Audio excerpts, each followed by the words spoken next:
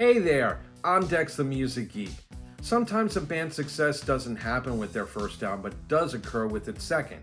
That means music from the first album was overlooked. Today, I will show how a band's success could have started 2 years earlier as I explain why Hero Takes a Fall from the Bangles should have been a hit.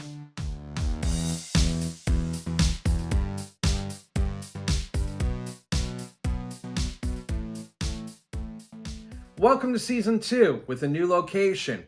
Thanks to my first 115 subscribers. You guys have the bragging rights that you were here from the very beginning. And if you enjoy my videos and haven't subscribed yet, please do. Thanks. And back to the episode. Formed in LA in 1981, the Bangles were first known as the Colors, spelled the British way with OU, and then the Bangs. The lineup consisted of Susanna Hoffs as lead singer and guitarist, sisters Vicky Peterson on guitar and vocals, and Debbie Peterson on drums and vocals, and Annette Zelenauskas on bass and vocals. As the Bangs, they released a single titled Getting Out of Hand on their own label, Down Kitty Records. They signed to Faulty Productions, a label owned by Miles Copeland. The label folded, but the band was picked up by IRS Records in 1982, and they released a self-titled EP. However, at the last minute, they discovered another band had already registered the name The Bangs, so they added the LES to the name and officially became The Bangles in 1982. While most copies of the EP say The Bangles, there were early presses that credit the band as The Bangs. That same year, Annette left the band and was replaced by Michael Steele, who was an original member of the Runaways in 1975 before that band released any music. The Bangles released their first full-length album, All Over the Place, in 1984 on Columbia Records. The first single, Hero Takes a Fall, should have been a hit. It charted in only one country, England, and there it peaked at number 96.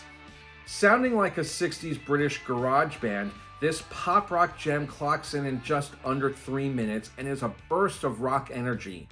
The song is about that person we all know who is often seen in a much better light than they should be, and the satisfaction that we get when that person gets their comeuppance. Susanna's voice gives a perfect hint of sarcasm and annoyance at this person, and her satisfaction when the hero takes a fall. The music video shows the band performing on a street corner with an open guitar case for donations. Throughout the clip, each individual member has a scene involving a department store window and an interaction with a mannequin which represents the hero falling or coming apart. By the way, one of the mannequins looks like Schneider from the original One Day at a Time. The video was directed by David Rathod, who has also directed the 80s classics Heart and Soul and If This Is It, both from Huey Lewis and the News. While it is a shame that Hero Takes a Fall was ignored, it's not like the Bangles didn't have success waiting around the corner for them. 2 years later, in 1986, the band released their second album, Different Light, which contained the Prince-penned song Manic Monday, peaking at number 2, and the international #1 smash Walk Like an Egyptian, which actually became Billboard's #1 song of 1987.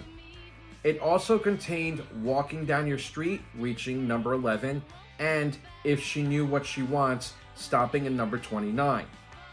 Also in 1987, they covered the Simon and Garfunkel song Hazy Shade of Winter for the Less Than Zero soundtrack. The song climbed to number 2. In 1988, the Bangles released their third album, Everything. This contained the 60s psychedelic song In Your Room, peaking at number 5, and it also contained their other international #1 smash, Eternal Flame. With tensions growing in the band that there was too much focus on Susanna, the Bangles broke up in 1989 and released a greatest hits album in 1990. While Hero Takes a Fall never charted here in the US and only number 96 in England, the song was still included on that compilation album. In 1998, the band members reunited and contributed a song to the soundtrack for the 1999 Austin Powers sequel, The Spy Who Shagged Me. By the way, Susanna Hoffs has been married to the Austin Powers trilogy director Jay Roach since 1993. In 2003, the Bangles released their fourth studio album and their first in 15 years, titled Doll Revolution, which is a reference to the Elvis Costello song Tear Off Your Own Head, which they cover on the album. They released their fifth and so far possibly their last album in 2011, titled Sweetheart of the Sun. The band still tours from time to time. Bassist Michael Steele had left the band in 2005 and they've had temporary bassists.